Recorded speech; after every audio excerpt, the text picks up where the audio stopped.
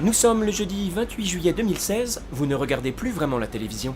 Bienvenue sur Trash TV International. Dans le rackplay marioscopique du jour, nous avons rendez-vous avec Pascal Vergniaud du Théâtre pour Demain à propos du spectacle Il était une deuxième fois. Il était une deuxième fois, c'est une adaptation ou plutôt une création de 3 textes d'auteurs contemporains. La première histoire, c'est Du haut du plongeoir de Sylvain Levet. Donc c'est un petit peu la fin des histoires, des contes avec l'ogre qui en a marre ou qui en a assez de manger les enfants. Et puis il y a cette fameuse reine qui en a marre aussi de mourir sans arrêt dans les contes. Et donc il a réécrit une nouvelle histoire, Sylvain, autour de ça. Après la deuxième histoire, c'est Chatouille et la cousine de François Spillet, où là effectivement on parle aussi un peu de la différence, c'est-à-dire on peut s'accepter aussi quand on est différent des uns des autres, puisque ce bébé a 11 doigts, donc il y a toute une histoire de chiffres et de lettres effectivement, et la troisième histoire, Nathalie Papin, A et Z, de quelle manière ces deux lettres qui sont aux opposés dans l'alphabet, la lettre A et la lettre Z, puissent raconter aussi une histoire d'amour pour se rejoindre. La question était de se dire de quelle manière on écrirait les contes aujourd'hui.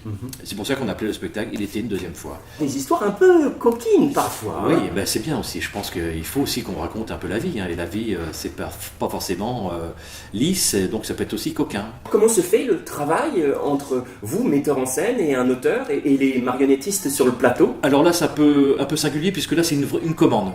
Donc effectivement on leur a commandé d'écrire ces textes-là, et on a eu une chance extraordinaire, on a réussi à les réunir tous à Nantes pendant 10 jours pour venir écrire. Ce qu'ils ne font jamais, généralement. On dit que les auteurs ce sont des solitaires, et c'est vrai, l'écriture est solitaire. Et alors quoi, vous les aviez enfermés dans un théâtre? Non, on les enfermait dans un grand gîte, mais ils se retrouvaient, ils pouvaient sortir quand même. Ah, ils avaient le droit de sortir quand oui. même. Et alors, pour ces 3 histoires, vous utilisez à chaque fois 3 techniques de marionnettes différentes. Oui, en fait l'idée c'était de se dire, moi comme je suis un marionnettiste depuis de très nombreuses années, j'aime bien utiliser différentes techniques de Mario.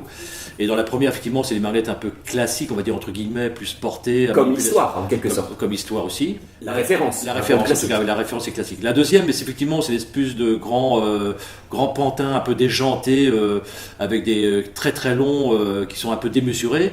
Et la troisième histoire, effectivement, c'est manipuler des lettres.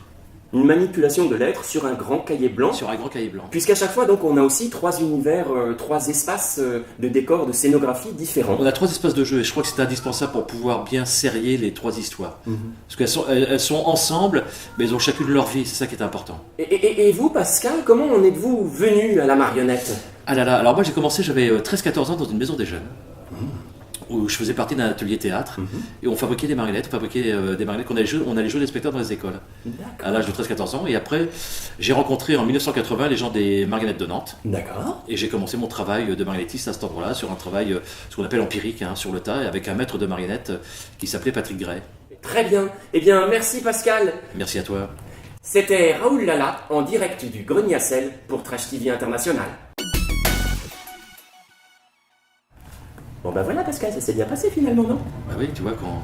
Ouais, c'est marrant ce que tu dis, il y a une autre compagnie qui fait ça, les interviews marionnettiques, c'est Drôlatique. Oui, exact.